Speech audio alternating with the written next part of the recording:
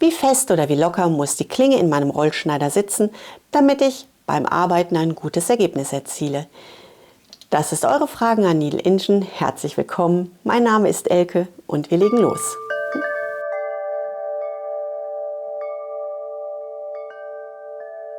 Diese Frage kommt von @privat2067. Und ja, wie stark müssen wir es denn nun anziehen? Wie finden wir heraus, was ist der richtige Druck an unserem Rollschneider? Dazu nehmen wir uns einfach mal unseren Rollschneider in die Hand.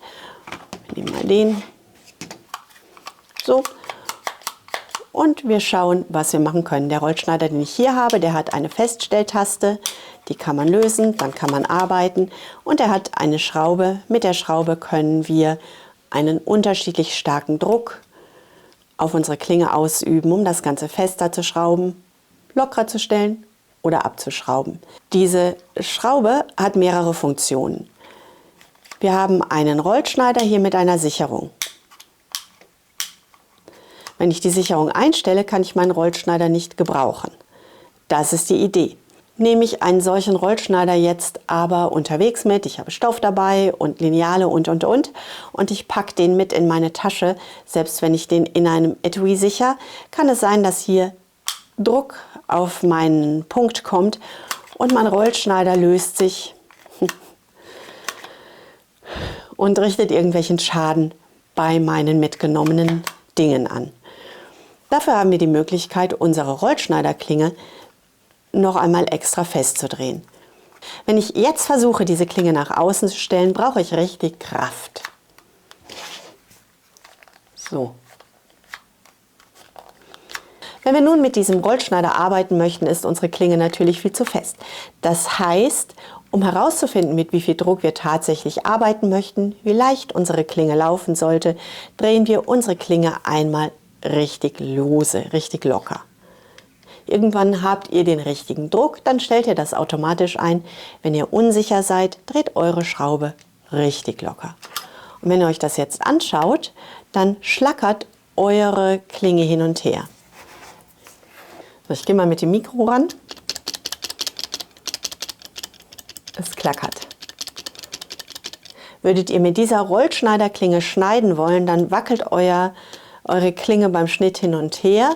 Und obwohl ihr ein Lineal benutzt, wird eure Schnittkante unschön.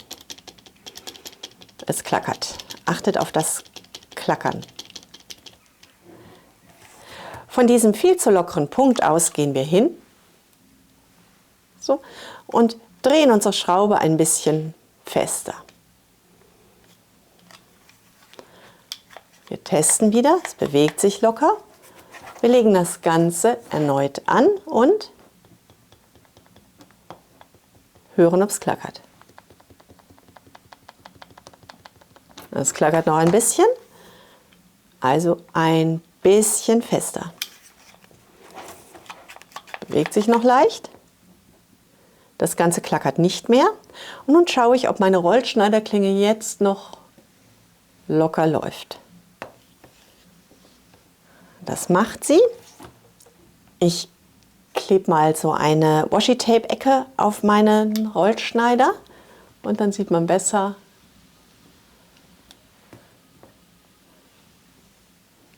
das Ganze rollt. Es rollt sehr leicht, mit sehr wenig Druck. Und meine Schneide klackert nicht mehr. Ihr spürt im Griff noch so ein bisschen Bewegung, aber ihr hört nichts mehr. Er ist leise.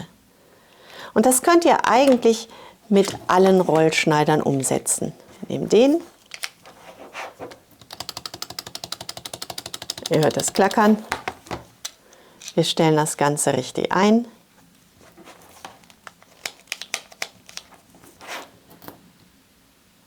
Es klackert nicht mehr. Ein Streifen Washi-Tape, so.